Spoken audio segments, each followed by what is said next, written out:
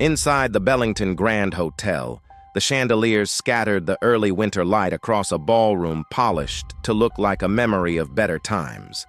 Servers in black and white moved between round tables draped in cream linen, and a pianist near the south wall played something slow and unobtrusive. The charity gala held that night to raise money for families who had lost their homes in a recent string of fires had drawn close to 400 guests in tuxedos and floor-length gowns. Most had come because their accountants had told them to.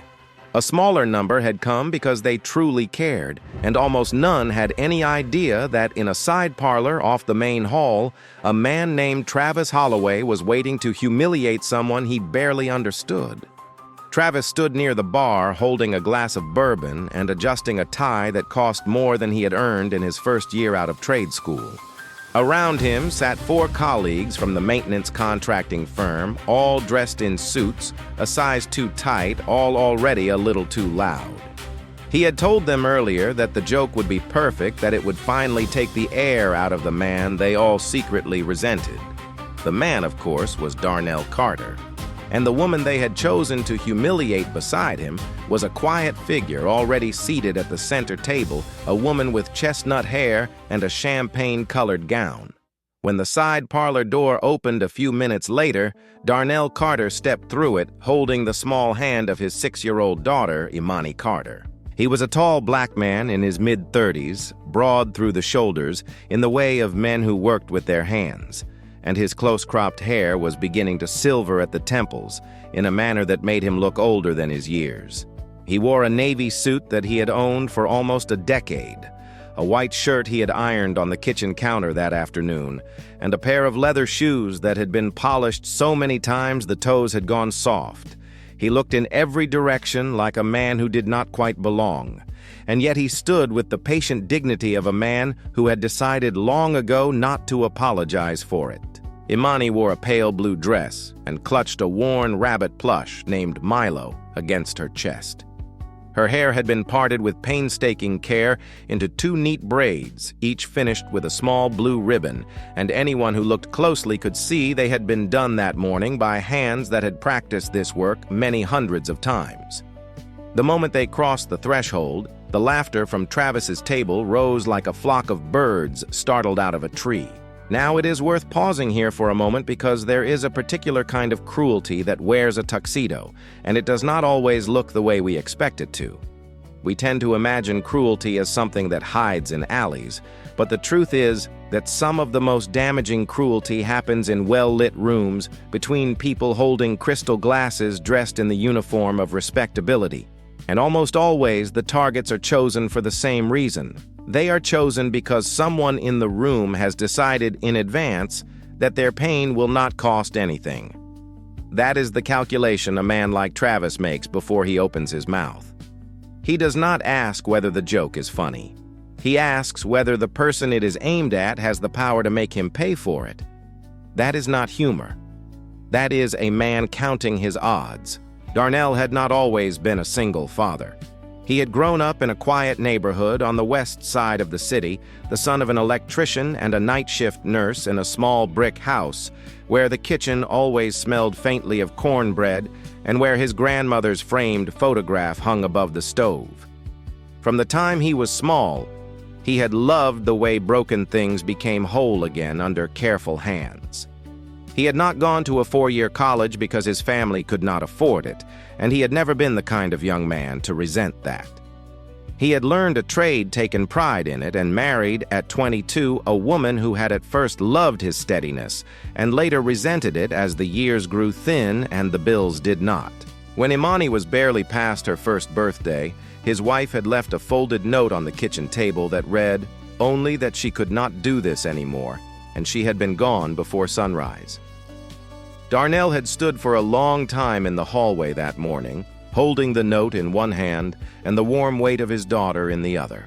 And somewhere in the silence between those two things, he had decided what kind of father he would be. He would not be loud, he would not be perfect, but he would not be absent. And he would not let his daughter learn from him that the world owed her bitterness. In the years that followed, He had taught himself to braid her hair from old videos on his cracked phone, sitting on the bathroom floor with a comb between his teeth and a jar of coconut oil beside him until his fingers learned the rhythm of part twist smooth. He had taught himself to make a chicken soup that Imani called the warm one to mend the cuffs of a small coat outgrown 3 winters in a row. At work, the foreman trusted him because his repairs lasted. His invoices were honest, and he had never once raised his voice on a job site. But Travis Holloway and the men who orbited Travis had decided early on that Darnell's quiet decency was an insult to their louder, lazier lives, and they had taken to calling him Mr. 4 Lunchbox because he carried his lunch in a steel container his father had given him in 1994. Once in the company break room, Imani had heard one of those men say something cruel about her father needing a wife, the way a stray dog needs a home.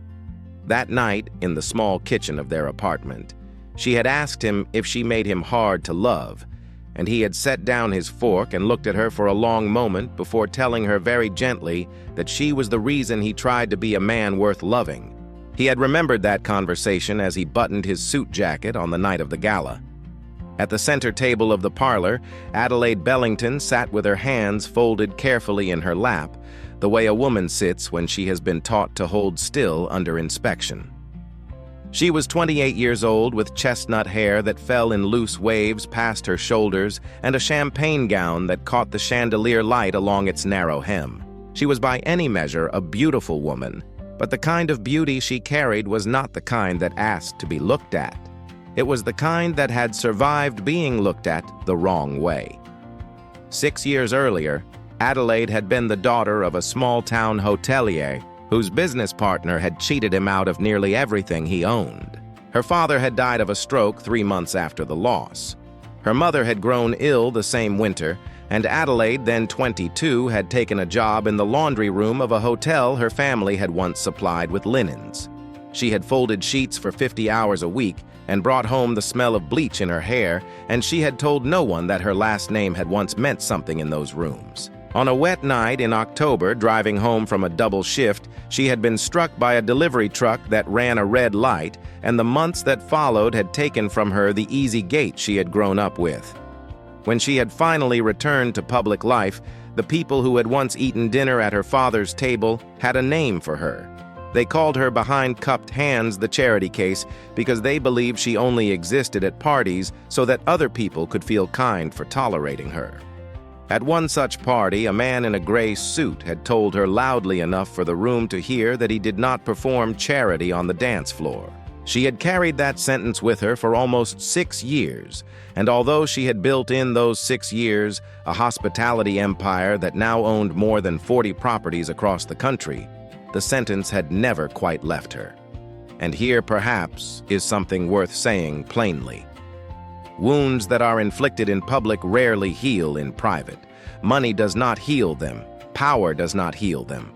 The only thing that ever truly heals a public wound is being seen fully and gently by another human being who has nothing to gain by the seeing. Adelaide did not yet know it, but that was the thing she had been waiting 6 years to receive. She was at the gala that night because her company Bellington Hospitality Group had completed the purchase of the Bellington Grand Hotel that very morning. She had told her assistant she did not want to be announced. She had told the general manager, an older man named George Whitman, that she would be observing the property's culture from inside it. So she had taken a seat in the side parlor and asked for a glass of water, and she had watched the room the way a woman watches a familiar storm.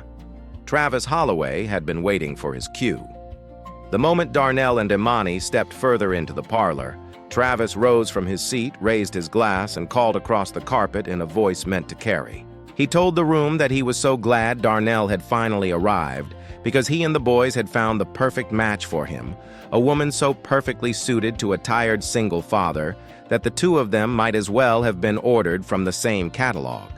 A few of the men at his table laughed before they had even understood the joke, and Adelaide at the center table did not look up. Darnell walked the length of the parlor in silence with Imani pressed close to his hip. He stopped a respectful distance from the center table, nodded at the seated woman, and said good evening with the calm courtesy he would have offered any stranger. Adelaide returned the nod without lifting her eyes, and Travis, sensing the room was not yet hot enough, stepped forward to fan the flame. He announced more loudly now that this pairing was a gift to the city, a single father with no time for his own life, and a woman the city itself had decided to forget. He invited the room to raise their glasses to the couple of the year, and he added with a wink that no one else had wanted either of them. So it was only fair they had each other. The laughter that followed was thinner than he had hoped. A few of the older guests at neighboring tables had stopped chewing.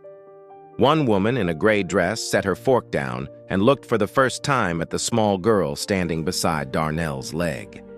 Imani did not understand all of the words, but she understood the shape of them. She tightened her grip on Milo, pressed her shoulder into the side of her father's thigh, and did not cry, because she had learned the way some children learn too early, that crying in public made certain kinds of men laugh harder. One of Travis's friends, a heavy-set man with a thin mustache, glanced at Imani and added in a voice he meant to be charming that the woman across the table could practice being a stepmother right away and save herself some time. The remark landed in the parlor like a glass dropped on tile. A waiter near the wall closed his eyes for a moment as though the sound had struck him personally. And Darnell, who until that second had been weighing whether or not to leave the room with quiet finality, felt something inside his chest move from caution into resolve. He did not raise his voice. He did not turn toward Travis's table. He bent down instead and whispered to Imani to stand close beside him for just a moment. And then he stepped to the empty chair at Adelaide's table, drew it back, and offered it to her with the same simple gesture a son offers his grandmother on a Sunday afternoon. His broad, work-worn hand settled against the back of the chair with a steadiness that seemed in that moment to slow time. He pulled out a second chair for Imani, settled the small girl into it, and placed Milo carefully on her lap. Only then did he take his own seat across from Adelaide and lift his eyes to meet hers. He told her in a voice meant only for her that he was sorry. He told her that whatever this evening had been arranged to be, she did not deserve to be made into a punchline by men who had not earned the right to speak her name. If you have ever wondered what dignity actually looks like in a room that has forgotten its manners, it looks something like that. Not a raised voice, not a clenched fist. A man pulling out a chair for a woman he has never met because he has decided that the room will not get to humiliate her on his watch. Most of us in our lives will be given 2 or 3 chances to be that person. We will not always recognize the chance when it arrives, because it usually arrives dressed in inconvenience. The lesson, if there is one to take from the first half of this story, is simply this. The next time a room turns cruel and you feel the small voice inside you asking whether it is your business to step in, the answer is almost always yes. Not because you are required to, but because someone somewhere will remember for the rest of their life that you did. The words were not loud enough to silence the room, but they were said clearly enough that those at the nearest tables heard them, and one by one the conversations near them slowed. Adelaide lifted her gaze from her water glass, for the first time since Darnell had entered the parlor, and what she saw on his face surprised her more than the apology itself, because she saw a man who had not noticed yet that he had done anything noble. Travis, sensing the air shifting, gave a short laugh and called out that Darnell should not be so dramatic, that the whole thing was just a friendly evening among colleagues. Darnell turned his head, then slowly, and looked at the man he had worked beside for almost 3 years. He told Travis evenly that if this was Travis's idea of helping a friend find a partner, he understood now why Travis did not know how to respect any woman at all. A few people at neighboring tables drew breath at the same time. Darnell was not finished. He told the room without raising his voice that he had come here tonight because a coworker had told him there was a kind woman who wished to meet him. He told them that he had not come to sit in a room where grown men insulted strangers and called it humor.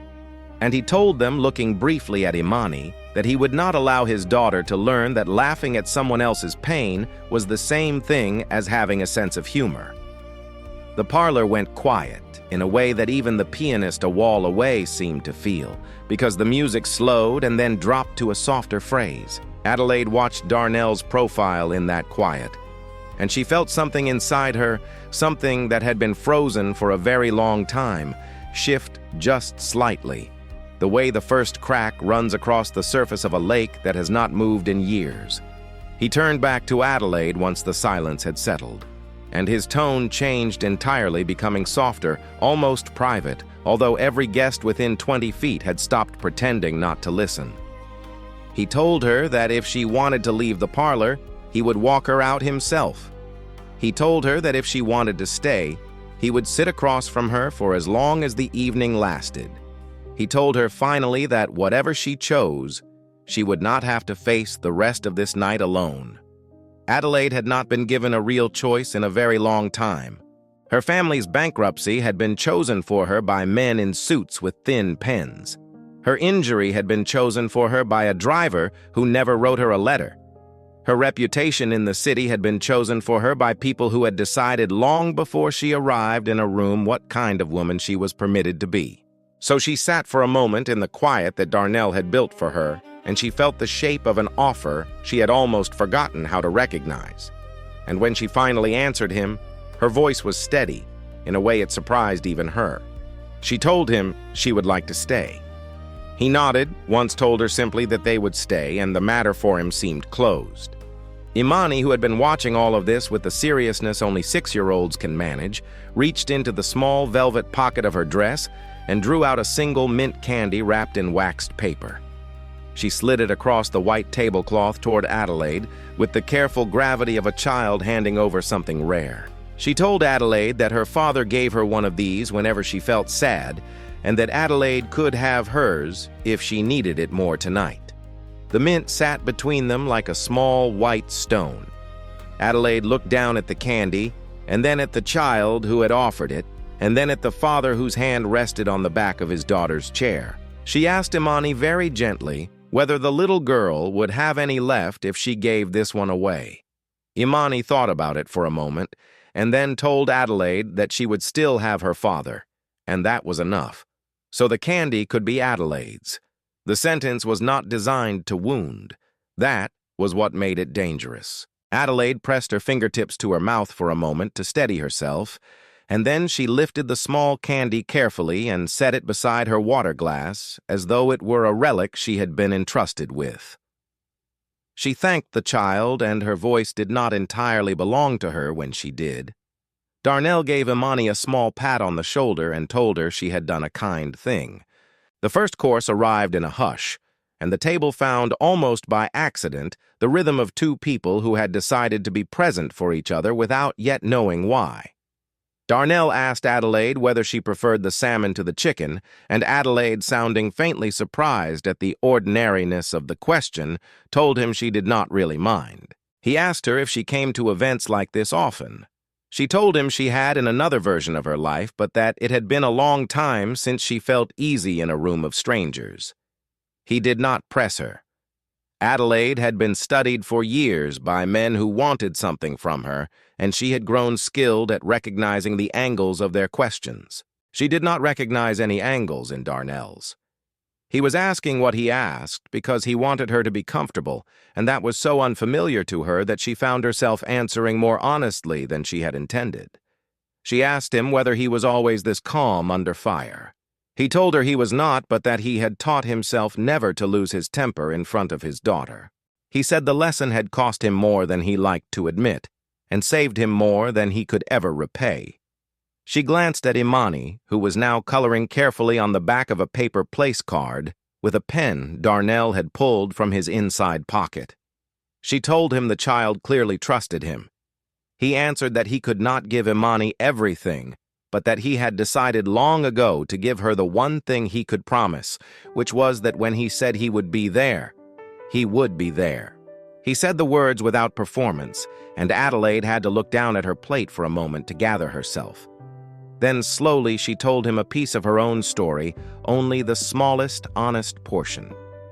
She told him that she had once years before been invited into this very hotel for a party at which she did not belong, and that the men at her table had recognized her as the daughter of a fallen family and had made an evening out of it. She told him that after her accident, the names they had given her had stuck in a way names sometimes do, and that even now in rooms much larger than this one, she sometimes still heard them.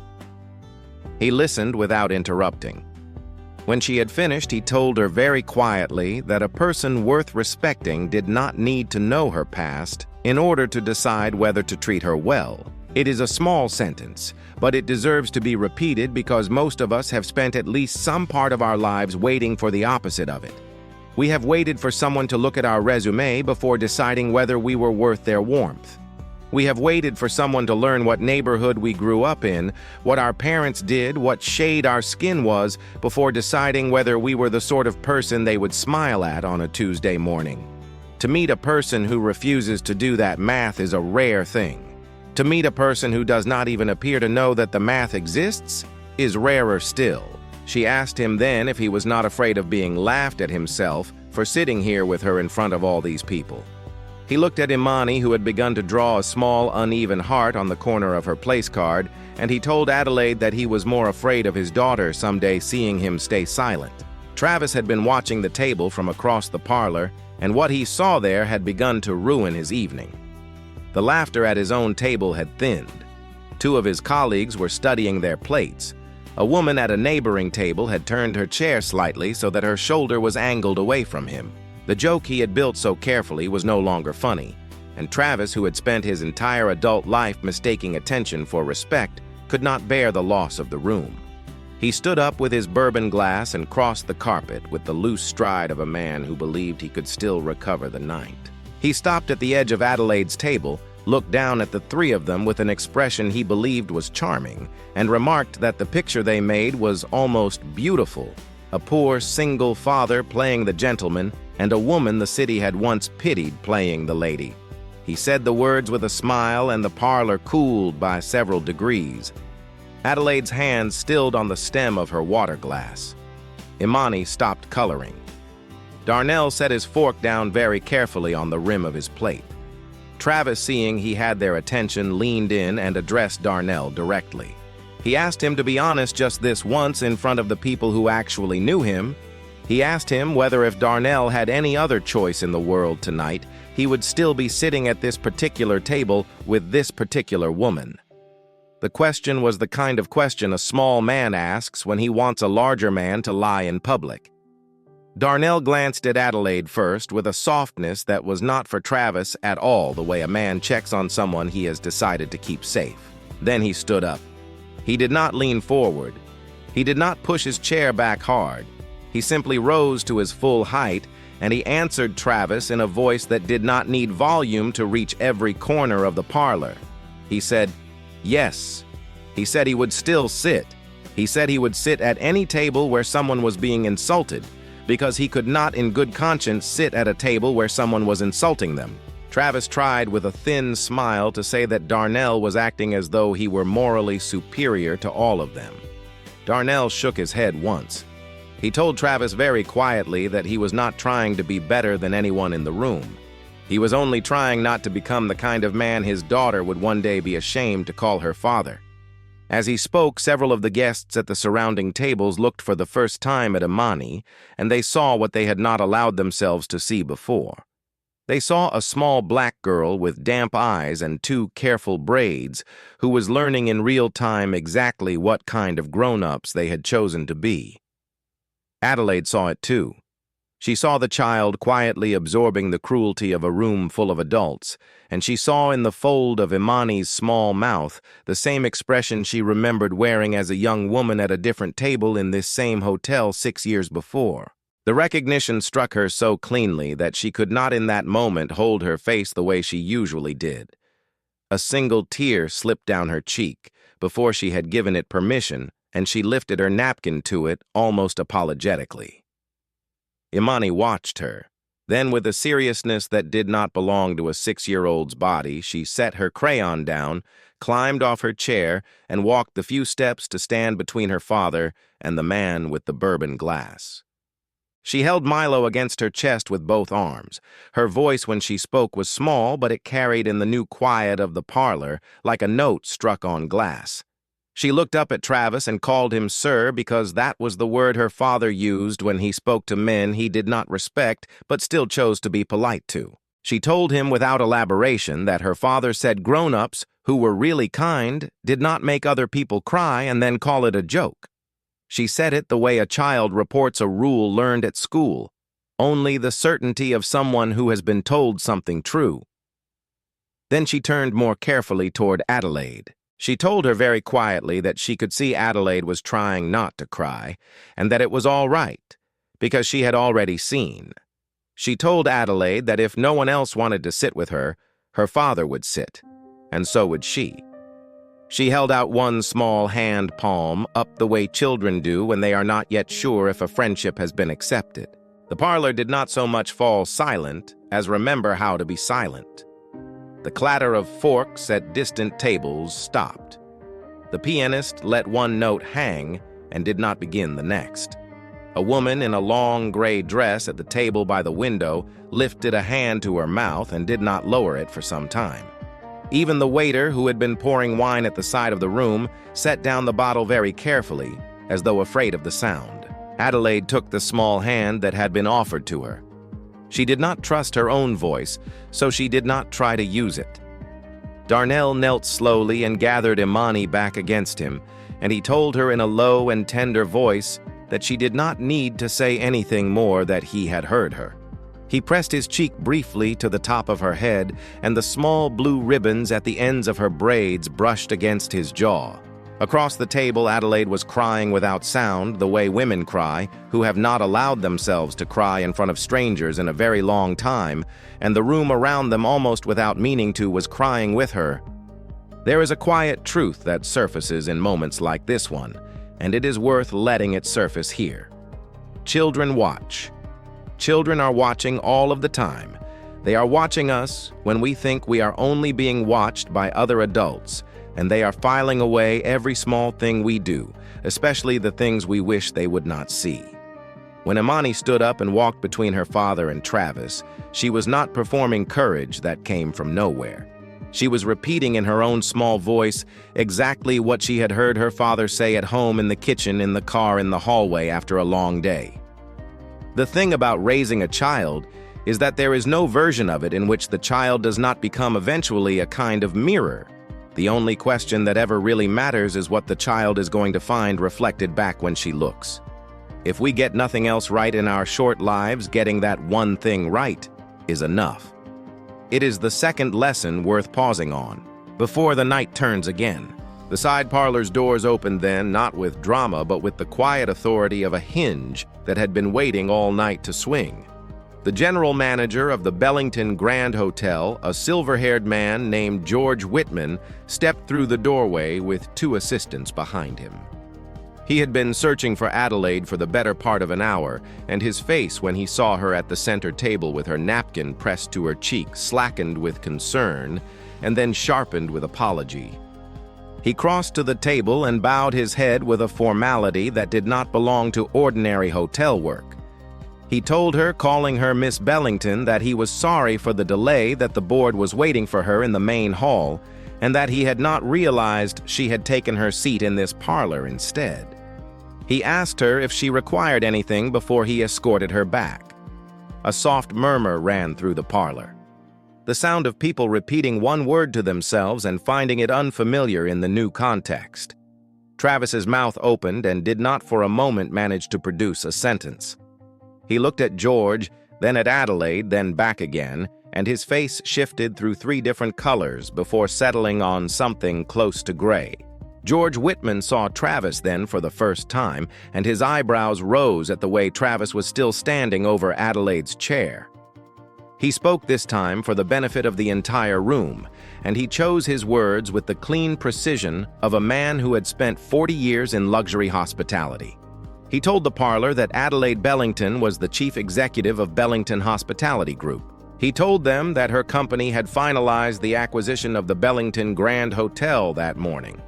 He told them with the smallest possible smile that they were all of them her guests tonight. The parlor did not gasp. It did something quieter and more complete. It contracted. The older woman who had earlier whispered about Adelaide's family lowered her gaze into her wine glass. The heavy-set man with a thin mustache discovered something fascinating about the napkin in his lap.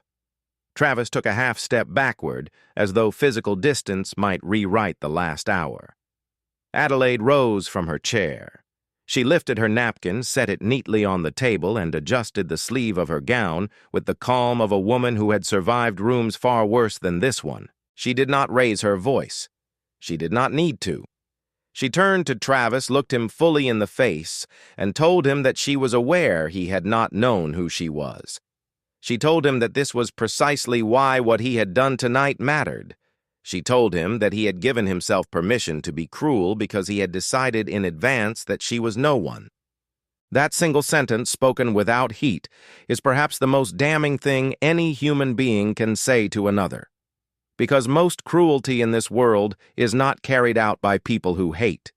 It is carried out by people who have quietly decided that the person in front of them is small enough to absorb the blow. The cruelty is the math. It is the moment a man looks at another person and runs the numbers on whether their suffering will cost him anything. Adelaide had spent 6 years being someone other people had run that math on, and now, in front of an entire parlor, she was naming the math out loud. The sentence settled across the parlor like snow. Travis tried with the last of his composure to call the entire incident a misunderstanding. He used the word joke 3 times in 2 sentences, the way drowning men use rope. Adelaide listened without interrupting. And when Travis had finished, she answered him with a single line that she would later be quoted on in industry trade journals across the country. She told him that a joke was only a joke when the person it was aimed at could also laugh. She turned then to George Whitman. She asked him for the guest list of the side parlor, the name of the maintenance contracting firm currently under retainer with the property, and a full report on the standards by which staff contractors and guests were permitted to behave at any Bellington hospitality event. George nodded, took a pen from his jacket, and began to write. Travis's 2 remaining colleagues at the bar quietly gathered their coats. What Adelaide did next was the thing that would define the story afterward. She did not raise her voice. She did not order anyone humiliated in return. She did not have Travis dragged out by his collar, which would have been satisfying to almost everyone present and beneath her in every way that mattered. Instead, she addressed the parlor as a whole, and she told them very simply that elegance did not live in the chandeliers above their heads or in the cost of the wine on their tables. She told them it lived in how each of them on any given night chose to treat the people who could do nothing for them in return. The contract with Travis's firm was terminated the following morning on documented grounds of conduct unbecoming of a vendor at any Bellington property. Travis himself was escorted from the parlor that night by 2 members of the event security team, without incident and without ceremony. He left in the end with the only thing that had ever truly mattered to him taken away, which was the audience that had until that night agreed to laugh on cue. When the parlor had begun to clear and the pianist had resumed his soft, careful playing, Adelaide returned to the center table where Darnell still stood with his daughter.